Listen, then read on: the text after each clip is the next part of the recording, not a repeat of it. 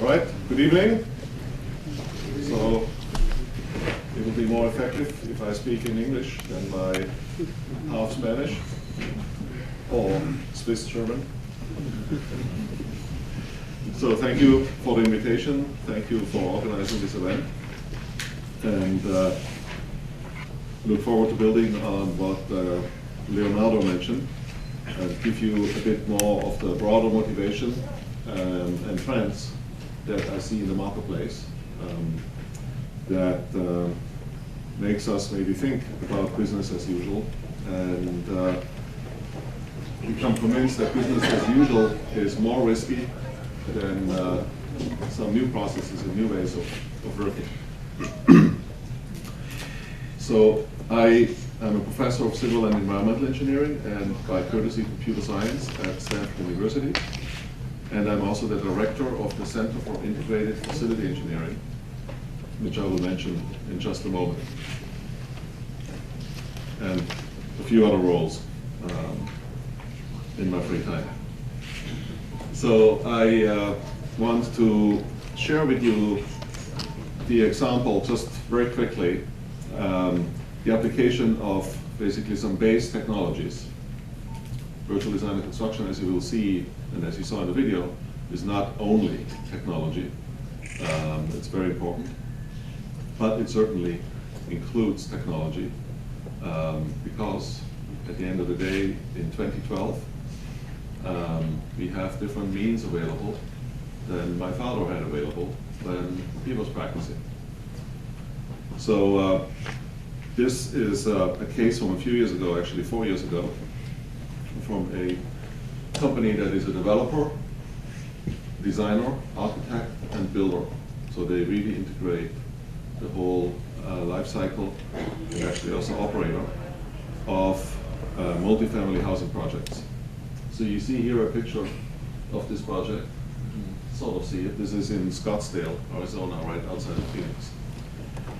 And one thing that's remarkable about the project, sorry for using American measures here, the site footprint is 13 acres, and the amount of landscaping, green space, is 23 acres. So for Phoenix, that's a very, very different look. If you drive through the town and you see this project, it's a very different look. But they used, for the design, this was the first project, major project, where they used 3D models and related technologies for most of the key elements of the project and key phases and decisions. So they used 3D model to visualize parts of the project, to model specific disciplines, to coordinate these disciplines, to think through construction, to do detailing, to do takeoffs, and to study, very importantly, because of the landscaping, the shading and sun exposure of every corner of the project, so they could select the right plants in the right location that would minimize then the amount of water needed. The model was helpful in all of this because it made sure that each of these activities were done on the basis of the same information and could be done very quickly, because each of these analyses was done many, many times as the design changed, and they wanted to get feedback. Did we make it better or did we make it worse? Or what did we make better and what did we make worse? Which takes simply way too long to do in the traditional methods. And also, typically we can't have a lot of confidence that the calculations are really made consistently over time. So this is one of the things the computer gives us, speed and consistency. So sometimes I hear, I'd love to model my project, but I don't have the time for it. I see actually the opposite. I don't know how you can afford not to have a model, because you seem to have time for really long analysis or poor analysis, time or money for the results. So what was the effect of this company using these models, they basically say that they are still in business because of using these models.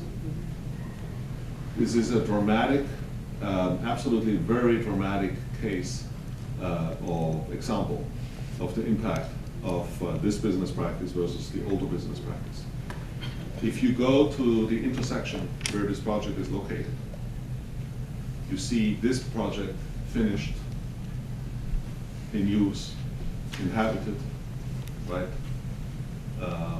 And across the intersection, you see another development, similar size, half finished, not used, company, developer, bankrupt. Because they used these methods, they were able to build the project faster. And okay, they couldn't have foreseen it at the time they built it, but you know what happened around 2008, right? So they were able to get enough of the project finished to sell the apartments at decent rates and stay in business, versus the competition across the street was slower and is out of business. So that was, okay, we couldn't foresee that when we started to work with this company, that this would happen. But it is a very dramatic testimony to the exciting opportunities that I see when we can combine knowledgeable people with good technology. So I just wanted to start with another case, a little different case. I will actually pick up on the hospital example, the video you saw, and show you a little bit more about that project in just a few moments. But I wanted to give you a little bit more context for what we're talking about when we talk about modeling, analysis, building information modeling, 3D modeling, and so on. So what we have seen in, I would say certainly the US industry, is that a good number of virtual design and construction practices have crossed what we call in Silicon Valley the chasm. So I don't know if you're familiar with these phases of innovation, and where you have technology enthusiasts, visionaries, then the pragmatists, the mainstream market, as opposed to the early market, then the conservatives, and then the skeptics or laggards. And what we see is, I would say, I started implementing these methods with companies in 1993, similarly actually with Roberto's company around a similar time frame. And until maybe 2008, 2009, it was mostly implemented by visionaries in companies. But now we see this being handled by pragmatists and certainly enter the mainstream market across the US. Just in the last, just while I was here in Lima, I received 2 email messages from leaders of big engineering firms that have not really embraced these methods and a little bit panicked, saying, we realize these changes are happening very fast. We need a strategy. Please help us. Okay, so I'm making my comments on the basis of the work that I've been fortunate to do in the context of the Center for Integrated Facility Engineering. This is one of the many industry-sponsored centers at Stanford.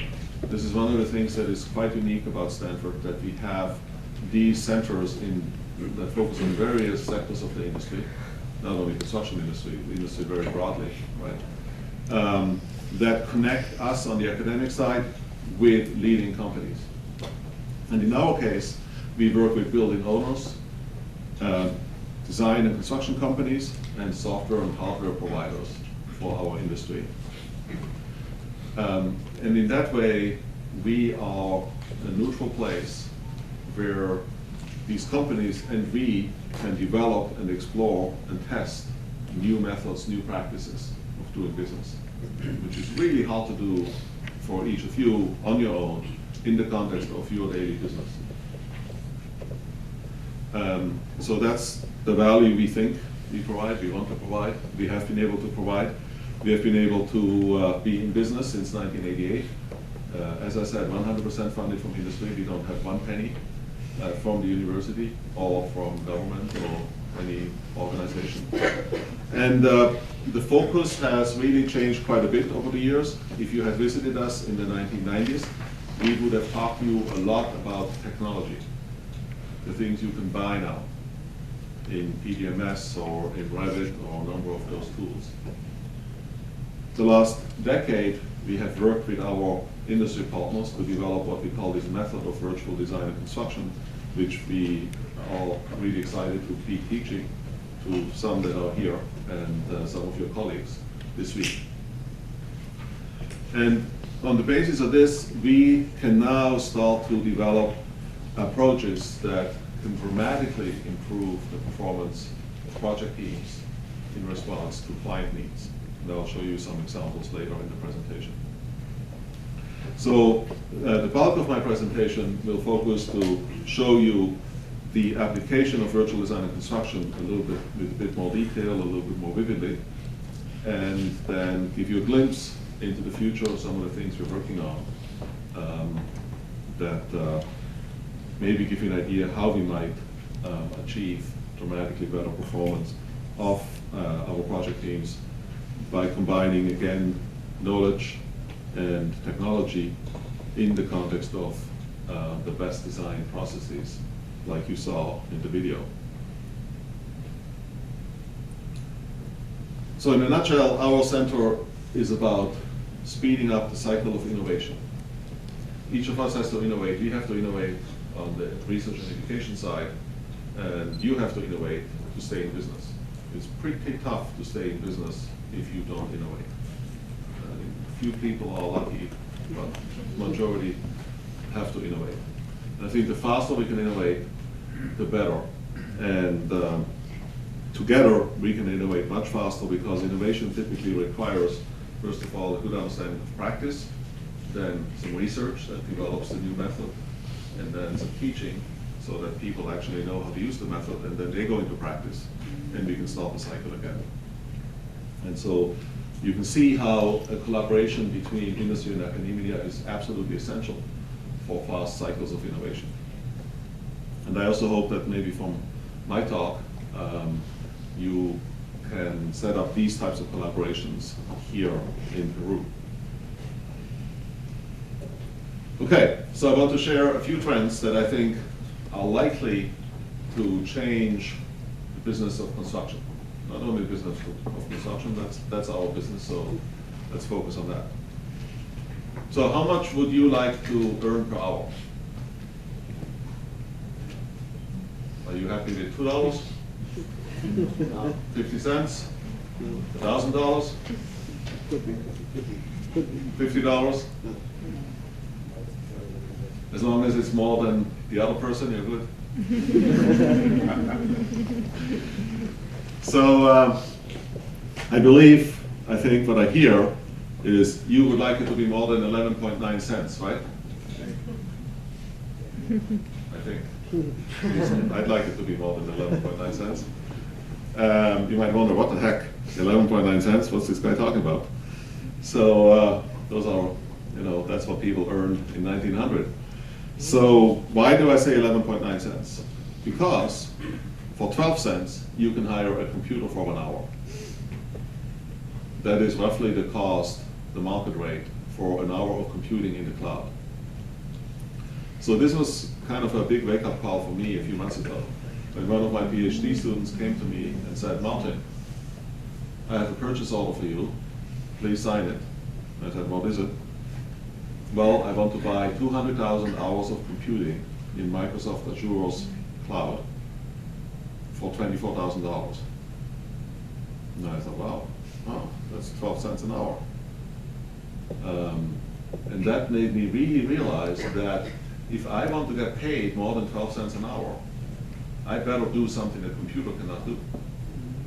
Because somebody in the world will figure out how to use the computer for all kinds of stuff. And if I'm doing things manually over and over and over again, like count doors on plans, something the computer can do, then sooner or later, I have to be only paid 11.9 cents per hour, or you will rather pay the computer 12 cents an hour, right? So this makes it, I think, for me, really, really clear that our task right now in companies is to clearly figure out what is it that we want the computer to do and what is it that we are going to do. There's still lots of things. We're not going to go out of business because there is some machine that can work for 12 cents an hour. But we can certainly use this incredible resource, right? It's an unbelievable resource that we never had. No, our fathers, you know, older brothers, whatever, they didn't have this resource. And of course, we can waste 200,000 hours of computing for $24,000 quite quickly, but we can also do some really pretty amazing things with it, if we are smart about it. That's obviously our role. So I think this has potential, that's why I put it first, to really change what we can achieve as project teams. And I have to believe, as I said, somebody in the world, even somebody in Peru, will figure out how to use this well. And I think it will be tough to compete with the people that have figured it out if you are just using the methods from the 60s. The other aspect that I think we have just seen the beginning is the amount of data we have available. So if you come to our building, we are collecting with 2,400 sensors that collect data every minute, 3.5 million data points every day on how the building is working. Or Microsoft, in its campus near Seattle, is collecting 500 million data points per day. This is today. This is just barely the beginning. So we have not really figured out how to make sense of all of these data. But again, we are working on this and other people are working on this. There's a lot of information, a lot of knowledge buried in these data. We can get insights about how our buildings are working, or bridges or plants that we've never had before, which then of course we can feed back into the design and into the management methods. And again, the people that have figured this out, I believe again will have a significant competitive advantage over those that haven't. So those are a couple big trends from the technology side. There's of course the mobile, the ability to be connected to the data and this computing in mobile ways in lots of places as well. But that's I think pretty well known. That's why I didn't stress it so much. Complementing that, all the challenges that we face these days, right? Our projects have to perform better environmentally. They have to perform well economically. They have to perform well socially. So when I accompanied my father on his projects in Switzerland, it was about scope, budget, and schedule. We still have to do that, but we also have to look at CO2 and energy and possibly social aspects of our projects, etc., supply chain issues, and so on. We have to deal with many more issues with technically more complex projects. So I think we can use all the help we can get. I'm noticing here very quickly that the world is indeed flat. Last week I was presenting this kind of story in Astana, Kazakhstan. People there very excited, very eager to embrace these methods, like the participants in this class here this week. So we see this happening all around the world. And this is and the other point I want to make, I'll come back to this at the end, all of this is totally normal, at least for my son. I have a son that's in 10th grade, 16. If you have kids or nieces, nephews, or grandkids in that age, for them this is normal. This is their world. So why I'm saying this is not so much a challenge for the generation now that's emerging. It's a challenge for us, because they will figure out what to do with this and how to work and where to work. So it's our task to adapt to this world, because if we don't, we will not be able to attract the smart and creative people from the emerging generation to our industry. That, of course, will not be a good situation either. I'm just, as you can tell, trying to create a little bit of urgency, that this is not the kind, I don't think this is the kind of thing that you say mañana. We'll get to it, next project. Our suggestion is, no, today is a good time. Okay, so I want to give a framework for how we think about projects and to complement the traditional way of managing projects. So all of us, when we go to work, we want to contribute to a high-performing building or high-performing facility, right? Anybody here go to work on Monday and say, today I'm going to do everything I can to mess up this project? Right? Obviously silly. So we want to achieve a high-performance building. So then, okay, what would a high-performance building look like? I would suggest that a high-performing building is one where the systems in the building work together, or in the bridge or in the plant, of course. It's not just limited to buildings, right?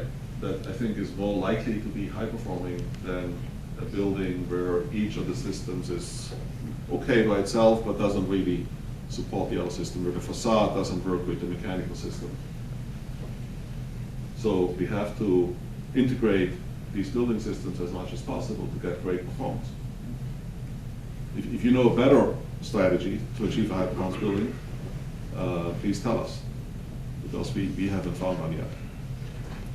So if we want these integrated building systems, how do we get that? I would argue we have to integrate the processes that develop that. Because again, if the architect is working totally separately from a mechanical engineer and so on, then how would we miraculously end up with a building where these systems are integrated? For that, we have to integrate the team, the organization, the players. And for them to be effective, they have to work with integrated information, which I would just for short call BIM plus building information modeling, plus its applications. So you notice the term integrated a lot. And I offer it, or we offer it here to you as a suggestion that we need to overcome or counteract the need to divide and conquer projects, because we have to break things up into small parts so that they become manageable assignments for all the people working on the project. But we also need a way of making sure that the whole project works together as a whole, because the building functions, of course, as a whole, right? And so that's what we are working on, is strategies that allow you to, and methods that allow you to have this integration. So you can use tools like simulation visualization to help a project team make sense of the data and the information. You can use specific collaboration co-location rule methods, like the methods that we call integrated concurrent engineering. You saw some examples in the video that allow this integrated team carry out the integrated processes. And you can use production management techniques and methods so that the right things are done at the right time.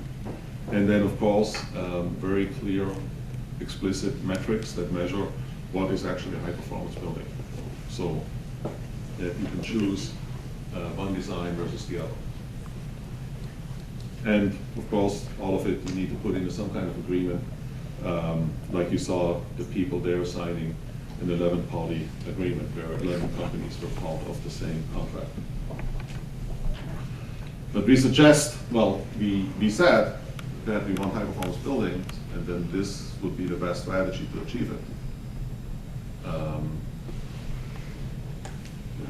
But it's pretty rare, in my experience, to see actually this level of integration of information, people, processes in practice. When we integrate all of these perspectives, this knowledge at the right time, it doesn't only make for, I think, a more fun and rewarding experience for the participants on the project, it also is more likely that you end up with a design that's buildable, that can be operated efficiently, and that can make the users of the facility productive, and that also enhances the environmental and social context. And possibly, ideally, contributes to the learning in the company to make the projects, your next project more productive. So we can measure all of this, and that's where the data can become really, that I mentioned, right, the amount of data that we can collect can become really helpful, because I think today we're still missing a lot of these data, but I think it's within our reach over the next few years to improve this database, because any building, of course, has a performance with respect to design and construction cost and duration, with respect to its various aspects, operations cost, the facility maintenance, building operations, and business operations, and also an income, sometimes money, sometimes otherwise in a facility. And of course, we want to optimize this in many ways, right? We want to minimize the design construction cost. We want to minimize the design construction duration. We want to minimize the operations cost, maximize the income, and usually also extend the longevity of the facility. But this is really pretty difficult to do for every decision that we face. But we know that every decision has some impact on the performance of the building in this way. So, as a company, I would suggest that you develop a strategy that says what aspect can you do well today and what do you want to do well tomorrow, and how you're going to get there to be able to optimize additional aspects of a project next year or the year after. The key areas where I see opportunities for integration, and you will see some of those, and you see some of those in the videos, and you'll see some of those in the examples I will share very soon. And I see really four main processes for a facility, right? Is the definition of the user value, what does the user really want from a facility, the design phase, the construction phase, and then the operation phase. And so during the design, we have to, early phase of design, we have to, I think, go back and forth with the definition of user value to understand what is actually feasible in terms of achieving. Because it's difficult to define your values in the absence of knowing what could you get, right? So we have to have a little bit of back and forth. Then we have to continue to check as the design evolves that we are still meeting the desired user values, desired expectations. We have to bring the fabrication knowledge, construction knowledge into the design so that the design is buildable, not by adaptation during construction, but as a deliverable of the design. And also the operations knowledge so that the design can be maintained, adjusted in the future if needed. All of those things with the virtual building tools that we have, we can now accomplish during design in much more productive ways than was possible in the past. So those are some of the key areas of integration that we have seen really pay off. So if we put all of this together into a method we call virtual design and construction, we see the use of technologies, again summarized as BIM+, with social methods to bring people, knowledge, different disciplines together, like here a short for ICE called integrated concurrent engineering, and then with a formal management of processes. Because as you bring these people together and the technology, you certainly will need to rethink how you organize your workflows, your work processes. And all of that is, of course, in the context of the specific project objectives, which then are in the context of the overall client business objectives. When we can make all of this work together, and we can, I think the hospital project did a pretty good job of getting there, we will end up with a much more rewarding job for ourselves, but also usually profitable job and certainly a satisfied client. So building information modeling, just a couple quick words about it, I would say is a little bit different from any other technology that we have ever introduced in the construction industry. It's not like going from 2D drafting to CAD. Because building information modeling is the first technology in the history of construction that allows the simultaneous link to the visualization about a project, which we need so we can talk to each other, right? I cannot really talk to Roberto very effectively unless he and I are seeing the same thing. So we always have to create some kind of visualization, some kind of drawing, something that allows us to communicate. At the same time, we also need data for our engineering and management systems, which we also have to produce. And so far, in the absence of building information modeling, these are two separate set of data. So we have to enter it twice, we have to maintain it, we have to synchronize it, coordinate it. And that is the advantage that building information modeling gives you. You can use the same data set to support the visualization and the social communication, and you can use the same data set to feed into your engineering and management systems. So there are three levels of building information modeling that will be with us for quite a while. You can use these models just for visualization, or mostly for visualization. You can use them to connect data between, let's say, the architect and the structural engineer, or between the structural engineering model and the cost estimator. You know, many connections of data needed, and you can use them, as you will see, for automation of engineering tasks, of fabrication tasks, of detailing a number of key tasks that are needed to get a project done. And again, as a company, I think on a project, you should be pretty clear in 2012 for which aspects of the project will you use a visual BIM, an integrated BIM, and an automated automation. I believe all of this will help us move from yesterday's practice, which I summarize as writer's pick. You can't always see what you get. I remember many times visiting a project as it was finished with my father. Not that he tried to not give the client what he wanted, but there were a few times when the client said, oh, this is what this looks like. Oh, this is where this is. Oh, I thought this would be like that. Maybe you never have these situations, but they're not that uncommon. To today, where we can really deliver vis-a-vis construction, you'll see some example. You see an example there where what you see in the model is what you get. And Roberto will show you that specific example, actually. We are not yet able to do what you model is what you get in terms of the performance. So you see here a project where the client wanted this level of energy performance, and this is what the project team promised. And you see in red the energy performance they've got, a little bit higher.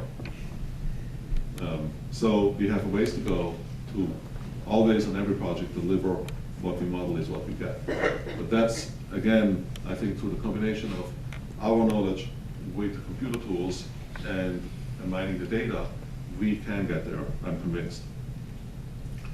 Okay, so let me share with you quickly a little bit more about the hospital project that we saw. What did the application of VDC look like? From the client perspective, Dick Christian, who is the senior project manager, a couple slides from his perspective. Basically, he had done many projects, and he was tired with all the surprises that always emerged during construction. He said, I've done that many times, I don't need to do it one more time.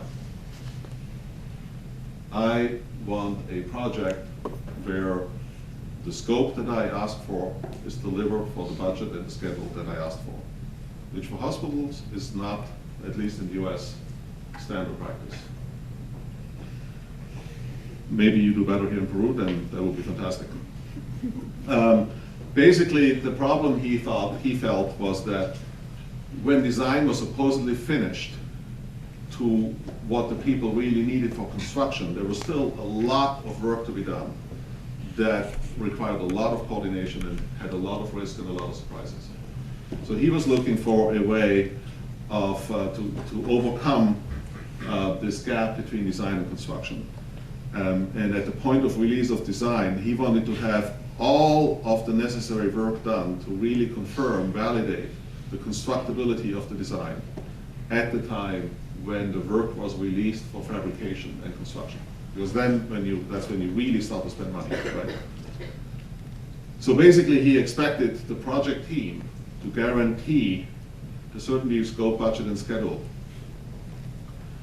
at the time of releasing the work for procurement, fabrication, and installation. So he wanted zero risk of rework and fully informed by cost and schedule. That's what he said he wanted. The project team felt that they could not do this with just the traditional ways of organizing themselves and the tools, the traditional tools they used for this scale project.